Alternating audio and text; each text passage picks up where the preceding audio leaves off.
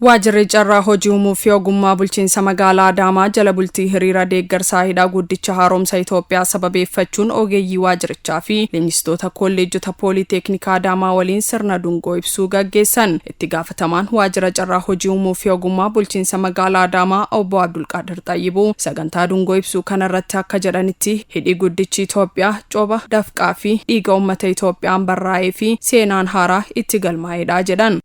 Hidhi guddichi biyya keenya cooba dafqaa fi dhiiga lammiiwwaniitiin kan dhugoome fi seenaa haaraa dhaloonni kun hojjetedha. Biyya kana keessatti abboonni keenya seenaa addunyaa kana irratti warqeen barraa'e seenaa adawaa qabu. Dhaloonni kunis seenaa san faarsaa dhaloota carraa argatee seenaa hojjetu ta'ee jira. Seenaa kana isintu hojjete. Baga gammaddan. Kanuma bu'uureffachuun guyyaa boruu sa'aatii 12 eegalee hiriira deeggarsaa kanarratti ogeeyyii waajjirichaa, intarpiraayizoonnii fi maatiin carraa hojii uumuu hundi irratti akka hirmaatan dhaamaniiru. Guyyaa boruu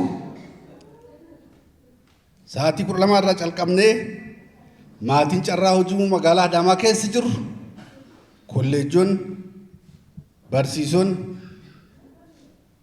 leenjitoonni keessan boqannaaf mana jiran intarpiraayizoon industirii godoo keessatti qonna keessatti tajaajila keessatti gurmaa'anii hojiirra jiran hundi isaanii akka qaama carraa hojii uumuutti hiriira kanarratti hirmaatu jechuudha. Hiriirri kun nu lammii Itoophiyaatiif akka hidha guddicha haaromsa Itoophiyaatti kan laalu. Hidhi kun immoo nuuf jiruu keenya. Hirmaattonni sagantaa dungoo ibsuu kanarratti hirmaatan tokko tokko yaada kennaniin pirojektiin hidha guddicha Itoophiyaa seenaa bara baraa ta'uu ibsanii firii faajee isaanii ijaan arguu isaaniitti kan gammadan ta'us ibsaniiru. Kun fakkeenyummaa guddaa waan qabudha. Kanaaf hidha haaromsa kana baay'ee ijaaruu akka dandeenyus agarsiiftuu guddaa nuuf ta'ee jira jechaadha hidha haaromsa keenya. Kanaras darbee mootummaa addunyaan Itoophiyaan akka dandeessu, mo'achuu akka dandeessu, waan guddaa akka hojjechuu dandeessu, miirri Itoophiyaa bira jiru miira addaa akka ta'e, biyyoota galii giddu galeessaa qaban gugurdaa bira ga'uu akka dandeenyu agarsiifnee jirra jechaadha. Kun injifannoo guddaadha. Injifannoo kana qaqqabuu kootiif gammachuu guddaatu natti dhagahama. Namni baay'een injifannoo kana osoo hin qaqqabin hafee jira.